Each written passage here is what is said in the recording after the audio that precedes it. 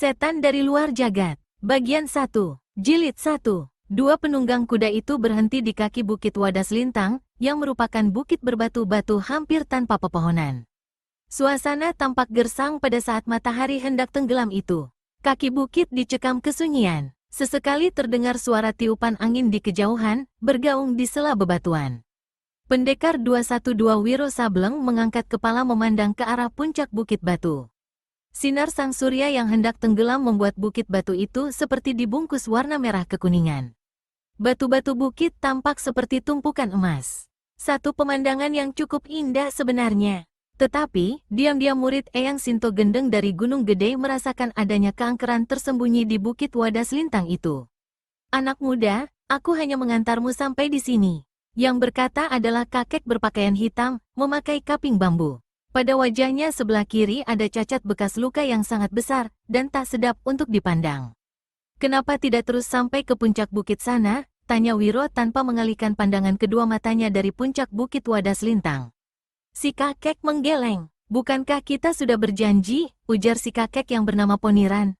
Kuantar kau sejauh ini sampai kemari, tanpa upah, tanpa imbalan. Semua demi ikut membantu menghancurkan Angkara Murka. Kali ini, walaupun kau bayar 1000 ringgit emas atau emas sebesar kepala, tak nanti aku akan mau menapakkan kaki ke atas bukit itu. Kau lihat cacat di pipi kiriku ini? Bekas hantaman makhluk jahanam itu. Wiro anggukan kepala. Setan dari luar jagat, itu nama makhluk yang kau maksudkan itu, kek? Yang ditanya anggukan kepala, dan wajahnya yang cacat membersihkan rasa takut. Setan dari luar jagat, mengulang Wiro seraya garuk-garuk kepala. Nama hebat. Tapi apa betul ada makhluk begitu? Setan yang datang dari luar jagat. Jagat yang mana, kek? Sulit bagiku untuk menerangkan padamu. Kau telah berani datang kemari, bahkan hendak naik ke puncak bukit ini. Kau akan menemui makhluk itu, anak muda. Jangan lupa ciri-cirinya, dan aku berdoa agar kau kembali dengan selamat, paling tidak dalam keadaan tubuh masih utuh. Jadi kau tak akan menungguiku di kaki bukit ini? Tanya Wiro pula. Kakek Poniran menggeleng. Apa maksudmu menggeleng seperti itu? Wiro, sebetulnya aku kasihan padamu. Terus terang, aku tak yakin kau akan kembali ke kaki bukit ini. Lalu, buat apa aku menunggu mayat yang tidak bakal datang? Wiro pencongkan mulut dan garuk-garuk kepalanya mendengar kata-kata si kakek. Kalau begitu, kau boleh pergi sekarang, kata Wiro pula, lalu turun dari kudanya dan menyerahkan tali kekang pada kakek Poniran. Aku tetap berdoa untuk keselamatanmu. Wiro tersenyum. Sesaat setelah kakek dan 2 ekor kuda itu lenyap dari pemandangannya, pendekar 212 balikan tubuh, dengan gerakan enteng, setengah berlari dia melanjutkan perjalanan menuju puncak Bukit Wadas Lintang. Sambil berlari, sesekali Wiro menggenggam hulu kapak naga geni 212 yang terselip di pinggangnya. Setiap dia menyentuh senjata mustika pemberian gurunya itu, dia merasakan ada kekuatan dan ketenangan dalam dirinya. Dengan tangkas dia berlari terus. Namun semakin tinggi jauh ke atas bukit, semakin perlahan larinya, karena dia harus berhati-hati. Batu-batu padas itu bukan saja membentuk lereng terjal, tapi juga licin berlumut. Ketika baru mencapai pertengahan ketinggian bukit, sang surya telah lama tenggelam, dan Bukit Wadas Lintang kini diselimuti kegelapan. Udara pun berubah menjadi sangat dingin. Sepasang kaki pendekar 212 Wiro Sableng mendadak berhenti melangkah, ketika tiba-tiba, entah dari bagian bukit sebelah mana datangnya, terdengar suara lolongan aneh. Seperti lolongan serigala hutan, tetapi juga mirip-mirip lolongan manusia. Seumur hidupnya belum pernah Wiro mendengar suara lolongan seperti itu. Tengkuknya terasa dingin, dan tubuhnya bergidik. Gila, apa yang harus kutakutkan? Wiro memaki dirinya sendiri. Maka, dia kembali melanjutkan perjalanan. Mendaki dan mendaki terus dalam gelapnya malam dan dinginnya udara. Sambil melangkah, tangan kirinya terus menggenggam hulu kapak naga geni 212. Sebenarnya dia memang telah lama mendengar kedahsyatan makhluk berjuluk setan dari luar jagat itu. Dia juga mendengar kejahatan serta kekejian yang dilakukannya dalam dunia persilatan sejak 3 bulan terakhir ini. Namun, jiwa dan sifat seorang pendekar tak akan percaya sebelum melihat kenyataan dengan mata kepala sendiri. Baru mendaki sejauh 20 tombak, dalam kegelapan mendadak Wiro dongakkan kepala. Hidungnya mencium bau busuk menyambar. Wiro hentikan langkahnya. Bau kemenyan, bibir sang pendekar bergetar. Siapa malam-malam begini di tempat seperti ini membakar kemenyan? Jangan-jangan, gila, mana ada setan membakar kemenyan? Wiro merenung sejenak. Bau kemenyan semakin sangar menyambar hidungnya. Dia berpikir dan menimbang-nimbang. Apakah akan melanjutkan perjalanan menuju puncak bukit, atau mencari sumber bau kemenyan itu? Pendekar ini memutuskan untuk mencari dan mendatangi sumber yang menghambur bau kemenyan. Karenanya, dia bergerak ke arah kanan dari jurusan mana bau itu datang dengan keras. Selang beberapa lama, di kejauhan Wiro melihat ada nyala api kecil sekali, seperti titik-titik kecil. Wiro mempercepat langkahnya menghampiri nyala api itu. Beberapa kali kakinya tersandung atau terpeleset di batu licin, membuatnya hampir jauh. Ketika dia akhirnya mencapai nyala api itu, pendekar kita jadi tercekat. Nyala api ternyata adalah bara menyala, yang terletak dalam sebuah pendupaan tanah. Di dalam pendupaan itu juga terdapat sepotong besar kemenyan. Benda inilah yang dalam keadaan terbakar, menebar bau harum santar dan menggigitkan. Wiro maju satu langkah mendekati pendupaan. Kedua kakinya mendadak seperti dipantek ketika tiba-tiba sekali, kembali terdengar suara lolongan aneh tadi. Dekat sekali, tapi memandang berkeliling, pemuda ini tidak melihat manusia atau binatang, atau makhluk apapun. Ketika kedua matanya memandang ke arah pendupaan, astaga! Baru saat itu dilihatnya apa yang bertebaran malang melintang di atas bebatuan di sekitar pendupaan. Tulang belulang aneh, berwarna hitam seperti arang. Semula sulit bagi Wiro untuk menduga tulang belulang apa adanya itu. Namun, begitu matanya membentur beberapa batok tengkorak kepala manusia serta sederetan tulang-tulang iga dan selangkangan, jelas sudah semua itu adalah tulang belulang dan potongan-potongan tengkorak manusia. Hanya saja, mengapa berwarna hitam, seperti hangus terbakar? Wiro kembali memandang berkeliling. Mulutnya terkancing, sebaliknya kedua matanya dibuka lebar-lebar. Tetap saja dia tidak melihat siapa-siapa, kecuali kegelapan. Setelah berpikir sejenak, akhirnya dia memberanikan diri berteriak. Kisanak yang membakar kemenyan, silahkan muncul jika ingin berkenalan. Teriakan pemuda itu bergema dalam kegelapan malam, lalu lenyap. Berbarengan dengan lenyapnya gema seruan, di kejauhan tiba-tiba terdengar suara lolongan seperti tadi, hanya kini disusul dengan suara tawa di antara deru angin yang ikut muncul. Lalu ada suara bergemeletakan, seperti ada benda jatuh menggelinding. Wiro berpaling ke kiri. Di lamping batu yang terjal, sebuah benda bulat menggelinding bergemeletakan, bergulir ke arah pendupaan, dan terhenti di antara tumpukan tulang belulang. Benda itu ternyata sebuah tengkorak kepala manusia, berwarna hitam. Dari salah satu rongga mata tengkorak menyembul keluar seekor ular hitam bermata merah.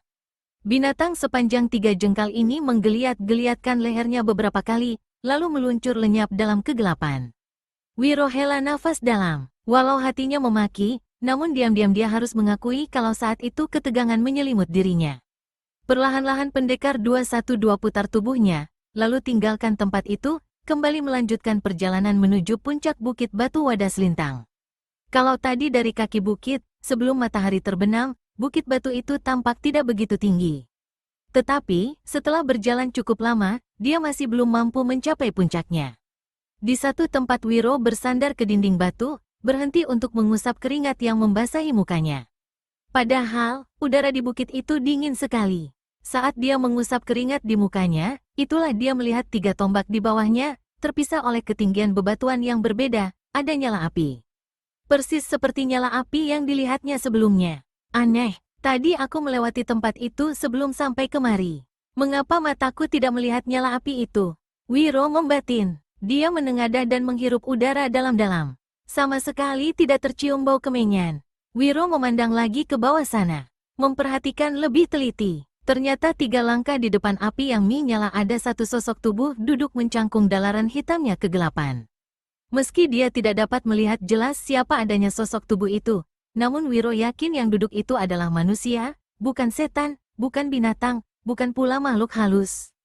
Maka dia pun berseru, "Hai, siapa di bawah sana?" Orang yang duduk mencangkung tidak menjawab, hanya angkat kepalanya. Astaga, Wiro tercekat. Dia memang tidak dapat melihat jelas wajah orang itu, tapi dia menyaksikan adanya kilatan cahaya merah membersit dari sepasang matanya, seperti sambaran nyala bara api. "Hai, kenapa tidak menjawab?" Wiro berseru lagi. Karena masih tidak mendapat jawaban, maka Wiro melangkah menuruni batu cadas hingga akhirnya sampai di hadapan orang yang duduk mencangkung di depan sebuah pendupaan tanpa kemenyan. Wiro perhatikan orang ini lekat-lekat. Seorang kakek bermuka cekung panjang, berkulit coklat gelap, dan memiliki rambut panjang berwarna kelabu. Tak ada keistimewaan pada orang tua berpakaian serba hitam ini, kecuali sepasang matanya yang sangat angker, berwarna merah yang dalam gelap tidak ubah seperti bara menyala. "Kakek," Wiro menegur. Suaranya dan juga sikapnya menyatakan penghormatan. Bagaimanapun juga, pendekar berpengalaman ini sudah maklum kalau siapapun adanya orang tua di hadapannya itu, pastilah dia bukan orang biasa. Semula dia menyangka orang ini adalah setan dari luar jagat yang tengah dicarinya. Tapi dari ciri-ciri yang dilihatnya ternyata jelas bukan. "Kek, apa yang kau kerjakan malam-malam di tempat ini?" Wiro menyambung tegurannya. Yang ditanya menatap si pemuda sesaat, lalu geleng-geleng kepala kemudian menunduk. "Kau tinggal di sekitar sini? Penghuni atau penguasa Bukit Batu Wadas Lintang ini?" Yang ditanya kembali menggeleng. "Aneh, dia menggeleng terus," ujar Wiro dalam hati, mulai merasa jengkel. "Kek, kau yang memiliki pendupaan itu dan menyalakan baranya?" Orang tua berambut kelabu tampak membersihkan bayangan seperti marah pada wajahnya. Kedua matanya yang merah seperti berkilau. Tapi kemudian, dia lagi-lagi gelengkan kepala. "Jangan-jangan si tua bangka ini tuli? Tapi biar ku tanya sekali lagi. Lalu, Kek, kau tuli atau bagaimana?" Untuk kedua kalinya Wiro melihat si kakek unjukkan air muka marah. Tapi sesaat kemudian, dia kembali menggelengkan kepala. Wiro jadi garuk-garuk kepala. "Kau yang membuat pendupaan dan membakar kemenyan di bawah sana?" Gelengan kepala si kakek kuat dan lama sekali. Wajahnya yang cekung tampak mengelam, tanda dia juga sangat marah. Wiro usap-usap dagu lalu berkata, "Jangan-jangan kau orangnya atau kaki tangannya makhluk bernama setan dari luar jagat itu?" Si kakek hentakkan kaki kanannya ke batu. "Hebat, bukan saja tidak gampang menghentakkan kaki dalam keadaan jongkok seperti itu, tapi hentakan kaki itu juga membuat Wiro merasakan adanya getaran pada lamping bukit batu di mana dia berada." "Jadi kau bukan penghuni tempat ini? Sama-sama pendatang sepertiku." Sekarang untuk pertama kalinya si kakek angguk-anggukkan kepala. "Lalu apa maksud kedatangan ke tempat ini?" Wiro bertanya. Si orang tua tudingkan telunjuk tangan kirinya ke arah Wiro. "Loh, kau tak mau menjawab pertanyaanku? Malah balik bertanya begitu? Kenapa sih kau tak mau bicara menjawab pertanyaan orang?" Kakek berambut kelabu itu tiba-tiba buka mulutnya lebar-lebar. Wiro memperhatikan. Mulut ompong sama sekali tak bergigi lagi. Tapi bukan hanya ompong, orang tua ini juga tidak memiliki lidah. Kalau ada sangat pendek dan tersembunyi di ujung kerongkongannya. "Ah, kasihan, itu rupanya dia tak bisa bicara," ujar Wiro dalam hati. Lalu dia melangkah lebih mendekati orang tua itu dan ikut jongkok di depannya. "Kek," kata Wiro hendak mengucapkan sesuatu, tapi terputus ketika tiba-tiba sekali di kejauhan terdengar suara lolongan menggigitkan. Begitu suara lolongan lenyap, menyusul terdengar deru angin sangat deras. Datangnya dari puncak Bukit Wadas Lintang yang gelap gulita. Bagian bukit di mana Wiro dan orang tua itu duduk mencangkung seperti dilanda topan. Bukit batu bergetar keras. Si kakek dan Wiro tampak terhuyung-huyung. Pendupaan di atas batu mencelat mental. Deru angin semakin kencang dan dahsyat. Wiro sadar dia tak akan dapat bertahan, dan segera akan disapu hantaman angin itu. Di depannya si kakek tampak membuka mulut berulang kali, seperti mengatakan sesuatu tapi tanpa ada suara yang keluar. "Jatuhkan dirimu, Kek," seru Wiro sebelum tubuhnya disapu angin. Dia menjatuhkan diri, menelungkup sama rata dengan batu padas. Terdengar suara menggemuruh ketika satu gelombang angin menyapu mengerikan di tempat itu. Wiro cengkeramkan kedua tangannya ke batu, bertahan agar jangan tersapu. Untung dia sudah menjatuhkan diri seperti itu. Gila, ini lebih dahsyat dari pukulan angin topan melanda samudera, membatin sang pendekar membandingkan dahsyatnya tiupan angin yang melanda dengan pukulan sakti warisan Eyang Sinto Gendeng. Di kejauhan kembali terdengar suara lolongan aneh. Hembusan angin dahsyat mendadak lenyap. Wiro palingkan kepala ke kiri, lalu memandang berkeliling, mencari-cari, tapi kakek rambut kelabu tadi tak ada lagi di situ. Jangan-jangan dia dilabrak angin dan mental ke bawah, pikir Wiro. Dia coba mengawasi lereng bukit batu di bawahnya, dan memasang telinga. Tak satu pun yang tampak dalam gelap itu, juga tak sepotong suara pun yang mampu didengarnya. Jilid 2. Rumah tua di tikungan sungai itu seperti hendak roboh dimakan usia. Di luar kegelapan mencengkam. Sesekali terdengar desau angin di sela-sela dedaunan pohon yang bertumbuhan di sepanjang sungai dan di sekitar rumah. Sesekali terdengar riak air sungai ketika beberapa ekor ikan menyembul di permukaan air, lalu menyelam cepat ke dasar sungai. Di dalam gelombang, rumah tua yang berlantai kayu dan penuh debu, 3 orang tampak duduk di sudut kanan dekat pintu. Sebuah pelita sangat kecil menyala di tengah-tengah mereka, begitu kecilnya hingga bukan saja tidak dapat menerangi seantero ruangan rumah, tapi juga nyaris tak mampu menerangi wajah-wajah 3 orang tadi. 2 di antara mereka adalah 2 orang tua berambut putih. Satunya lagi seorang pemuda berwajah tampan dan berkulit halus seperti perempuan. Hanya kita bertiga yang datang. Malam telah larut. Apakah kita akan menunggu 2 teman lainnya? Yang bicara adalah orang tua yang duduk dekat pintu, berpakaian putih menyerupai pakaian seorang resi. Terus terang, aku tak bisa berada lama-lama di tempat ini, membuka mulut kakek berpakaian ungu. Kalau begitu, sementara menunggu datangnya 2 sahabat, bagaimana kalau kita mulai saja berunding? Mengusulkan pemuda berpakaian biru. 2 orang tua menyatakan persetujuannya. Maka si baju putih mengangsur duduknya agak ke muka, dan pembicaraan di rumah tua itu pun dimulai. Kita sudah sama mengetahui bahwa makhluk penimbul bala bernama setan dari luar jagat itu bermarkas di puncak Bukit Wadas Lintang di daerah selatan. 3 orang tokoh daerah selatan pernah menyatroni Bukit Angker itu. Tapi mereka tak pernah kembali lagi. Menurut kabar terakhir, diperoleh kepastian bahwa ketiganya telah tewas di tangan makhluk jahat itu. Berarti 9 korban tokoh persilatan telah menjadi korban keganasan setan dari luar jagat. Ditambah korban lainnya seorang adipati. Diketahui pula bahwa 3 orang gadis di kaki bukit lenyap tanpa diketahui kemana perginya. Makhluk itu begitu dahsyat sehingga sebegitu jauh tak ada orang-orang dari rimba persilatan mampu menyingkirkannya. Ageng Kumbara, harap maaf. Aku potong ucapanmu, angkat bicara orang tua berpakaian ungu. Turut yang aku dengar, makhluk itu memiliki daya kebal yang luar biasa. Kebal senjata tajam, kebal senjata mustika, dan kebal pukulan sakti. Tapi sebagai orang-orang persilatan, kita sama tahu, setiap ilmu itu pasti ada pantangannya, pasti ada penangkalnya, pasti ada kelemahannya. Aku telah meminta bantuan seorang sahabat untuk coba mencari tahu di mana kelemahan setan dari luar jagat itu dan menyuruhnya mencari kakek sakti berjuluk si segala tahu. Tapi 1 bulan telah lewat, tak ada kabar berita. Perkenankan saya bicara, kata pemuda berpakaian biru. Namanya Pergola Bumi. Seorang pertapa yang menjadi abdi dalam di Keraton Surokerto pernah bermimpi dan mendapat petunjuk bahwa makhluk bernama setan dari luar jagat itu hanya mampu dibunuh dengan benda yang juga berasal dari luar jagat.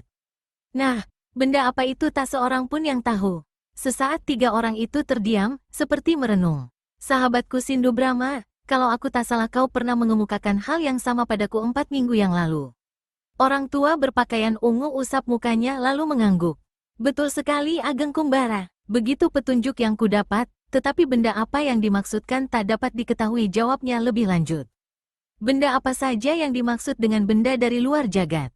Apakah air hujan, atau sinar matahari, atau cahaya rembulan dapat dianggap sebagai benda dari luar jagat dan mampu menewaskan makhluk itu? Kita perlu petunjuk. Sindu Brahma sesaat perhatikan wajah Yan sikap Ageng Kumbara lalu berkata, Ageng, kulihat kau seperti memikirkan sesuatu. Dan wajahnya menunjukkan kegelisahan. Terus terang, aku memang gelisah. Ada yang aku khawatirkan. Kalau kami boleh tahu, bertanya Pergola Bumi. Sekitar awal bulan lalu, para tokoh di barat pernah mengadakan pertemuan. Maksud pertemuan sama dengan yang kita adakan saat ini, yaitu untuk mengakhiri petualangan jahat setan dari luar jagat. Kalau aku tak salah menyirap kabar dalam pertemuan itu diputuskan untuk mengirimkan murid tunggal nenek sakti bernama Sinto Gendeng dari puncak Gunung Gede ke puncak Wadas Lintang guna membunuh setan dari luar jagat itu. Nah, tanpa mengetahui lebih dulu apa kelemahan makhluk itu, bukankah kepergian murid si nenek sakti sama saja dengan mengantar nyawa? Lalu ku dengar kabar bahwa pendekar sakti itu telah berangkat menuju puncak Wadas Lintang sekitar 1 minggu lalu. Saat ini berarti kira-kira dia sudah berada di tempat itu. Kalau dia sampai tewas percuma di tangan setan dari luar jagat, bukankah berarti kita akan kehilangan seorang tokoh muda yang menyandang nama besar dalam dunia persilatan? Lalu, apa yang harus kita lakukan sekarang? Bertanya Sindu Brahma. Saya ada usul, mudah-mudahan kalian orang tua mau menyetujui, menyahuti Pergola Bumi. Kemukakan usulmu, pendekar muda, ujar Sindu Brahma. Kami yang tua akan mendengar dan akan menyokong kalau usulmu memang bisa dilaksanakan. Saya akan menemui abdi dalam keraton Surakerta yang saya ceritakan tadi. Lalu memintanya untuk melakukan hening cipta rasa kembali guna mendapatkan petunjuk lebih lanjut. Benda luar jagat apa sebenarnya yang dapat menewaskan setan dari luar jagat? Kalau disetujui, saya akan berangkat ke kota raja malam ini juga. Usulmu masuk akal. Caranya bisa dilaksanakan. Aku menyetujui. Bagaimana denganmu Sindu Brahma? Bertanya Ageng Kumbara. Aku setuju juga. Lalu, belum selesai Sindu Brahma menyelesaikan ucapannya, di luar tiba-tiba terdengar seruan. Para sahabat, aku sudah menemukan benda yang kalian bicarakan itu. Setan dari luar jagat akan dapat kita tamatkan riwayatnya. Sesaat kemudian pintu terpentang lebar, dan sesosok tubuh masuk ke dalam, kurus tinggi tapi bungkuk. Datuk Bungkuk, 3 orang yang duduk di lantai sama berseru. Kami memang sedang menunggu-nunggumu. Rupanya kau muncul membawa berita besar, berkata Sindu Brahma. Ayo duduk, dan lekas katakan apa yang kau temukan. Orang yang dipanggil dengan sebutan Datuk Bungkuk menyeringai sesat. Dia ternyata seorang tua berkumis dan berjanggut lebat, memiliki sepasang mata yang satu sangat besar, dan satu lagi sangat kecil, seperti tertutup. Tubuhnya tidak bisa berdiri lurus, selalu menekuk bungkuk.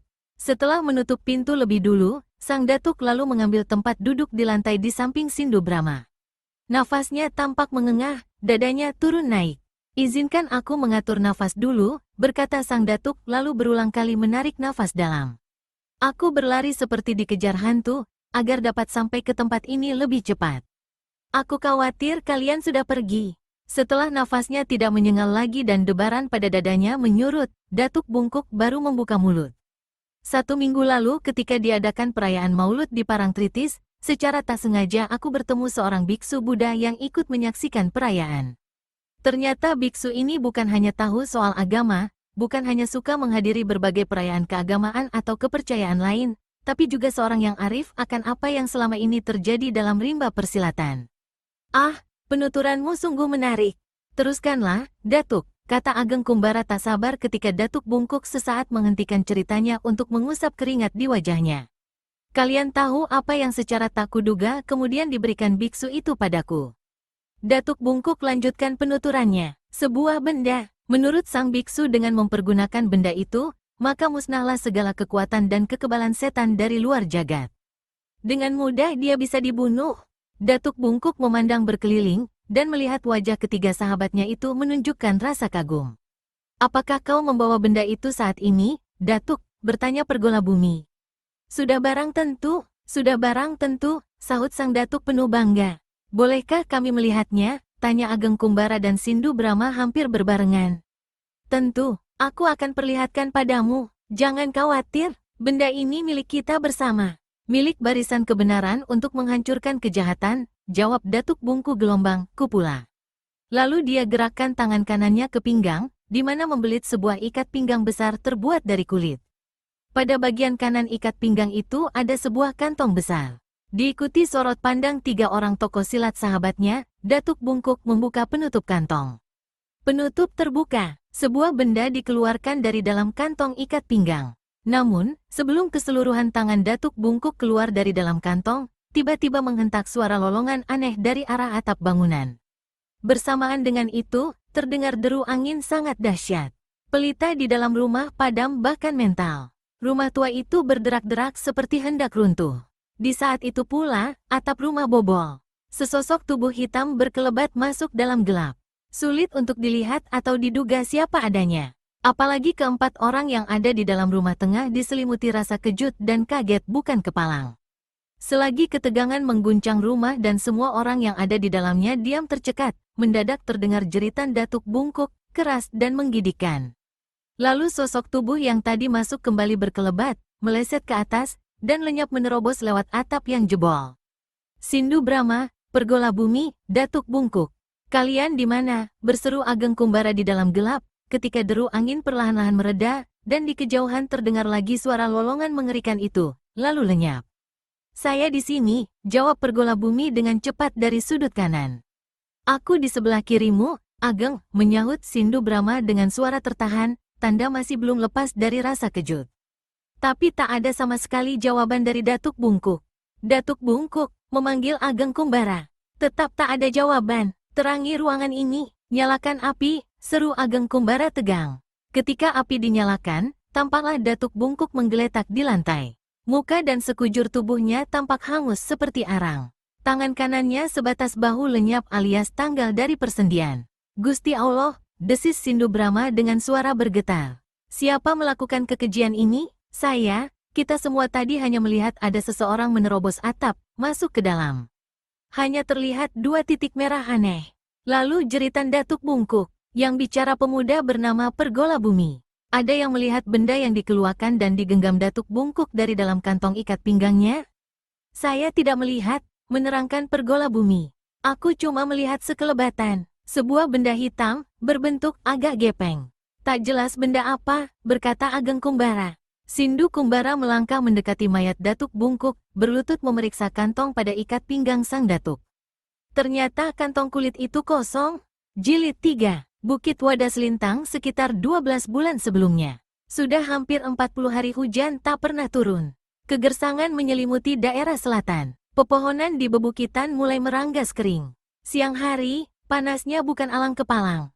Tetapi pada malam hari, udara dingin seperti hendak membeku aliran darah. Suatu malam di puncak Bukit Wadas Lintang. Untuk kesekian kalinya, malam itu adalah malam Jumat Kliwon sejak seorang lelaki tak dikenal menginjakkan kakinya di puncak bukit lalu bersila di atas sebuah batu besar, memulai suatu tapa yang dia sendiri tidak tahu kapan akan berakhirnya.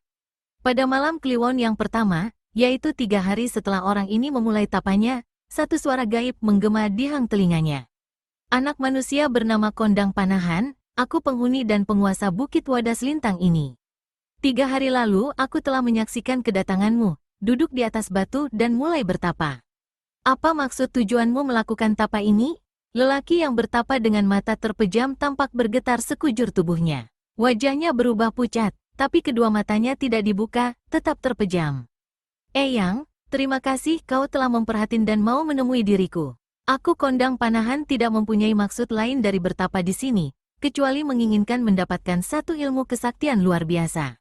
Ilmu kesaktian yang siapapun tidak memilikinya. Terdengar suara tertawa dari makhluk yang tidak berwujud. Manusia selalu ingin mencari kesaktian. Dan kau menginginkan kesaktian luar biasa, yang tak dimiliki orang lain. Ilmu kesaktian apa misalnya? Misalnya, ilmu mempan diri. Tak ada senjata atau kesaktian lain yang sanggup mencideraiku. Setelah kau dapatkan ilmu kesaktian itu, apa yang akan kau lakukan? Banyak, Eyang. Misalnya, membunuh musuh-musuhku, mencari harta kekayaan, menghancurkan siapa saja yang berani menantangku. Tujuan akhir adalah menguasai rimba persilatan. Menjadi tokoh nomor 1. Kau tahu kalau apa yang kau sebutkan itu adalah jalan sesat. Aku tahu betul, Eyang. Justru itu yang aku inginkan. Dunia ini penuh dengan manusia-manusia yang katanya menempuh jalan benar, hidup untuk kebaikan. Tapi, semuanya ku ketahui ternyata munafik. Lain kata, lain perbuatan, lain ucapan, lain tindakan. Mereka termasuk orang-orang yang akan kubasmi, Eyang. Kalau begitu, silahkan kau meneruskan tapamu. Asal saja kau mau menanggung segala akibat dan tanggung jawabnya. Jadi Eyang mengizinkan aku meneruskan tapa? Ya, dan mengabulkan apa yang jadi permintaanmu. Terima kasih, Eyang. Kapan saya akan mendapatkan ilmu itu? 100 hari dari sekarang. Setelah kau menguasai ilmu itu, pada siang hari wujud tubuhmu tetap seperti manusia apa adanya. Tapi begitu matahari tenggelam, kau akan berubah wujud. Tubuhmu akan berubah menjadi sosok yang menakutkan. Kau akan menjadi setan. Begitu matahari terbit, maka kau akan kembali pada bentuk aslimu. Saya akan menjadi setan, Eyang. Kondang Panahan bertanya dengan nada menunjukkan kebimbangan. Kau akan menjadi setan. Betul, Eyang, yang saya inginkan tetap sebagai manusia biasa, tapi memiliki kemampuan luar biasa. Saya tidak ingin jadi setan. Terdengar suara tertawa sang Eyang. Anak manusia, kau harus tahu, setiap manusia yang mau melakukan jalan sesat, maka sesungguhnya dia sudah menjadi setan, hidup sebagai setan dan akan mati sebagai setan. Kalau begitu, jangan kau berani mengelak, jangan mencari dalih, jangan coba menghindar, dan jangan coba membatalkan maksudmu semula. Kau sudah berani datang ke tempatku, dan harus berani menerima segala akibatnya. Jika kau membangkang, maka kau akan mampus menderita mulai detik ini juga. Sebutkan pilihanmu, aku, Eyang. Biar aku memilih yang pertama, meneruskan bertapa. Bagus, Tanggalkan seluruh pakaian luarmu. Kondang Panahan membuka baju dan celana panjangnya. Kini dia hanya mengenakan sehelai celana berbentuk cawat. Anak manusia, kau dengar baik-baik. 100 hari di muka aku akan datang lagi ke tempat ini. Tepatnya pada malam Jumat Kliwon.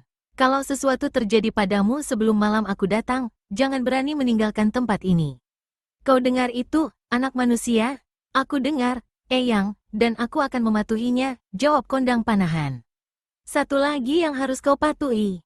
Selama masa bertapa, kau tidak diperkenankan makan dan minum. Berarti selama 100 hari. Betul, kau tak boleh makan atau minum selama 100 hari. Mungkin lebih. Jika kau melanggar pantangan itu, akibatnya akan kau rasakan sendiri. 100 hari, aku bisa mati, Eyang. Kalau umurmu memang pendek sudah pasti kau akan mati. Mati atau hidup, kau tetap akan jadi setan. Eyang, sudah, tutup mulutmu. Waktuku bukan hanya untuk mengurusmu. Bersamaan dengan lenyap ucapan sang Eyang, Kondang Panahan merasakan ada sepasang tangan menekan baya kiri kanan. Tubuhnya terasa seperti dipakukan pada batu yang didudukinya. Bahunya seperti dibebani batu yang sangat berat, dan dia tak mampu bergerak.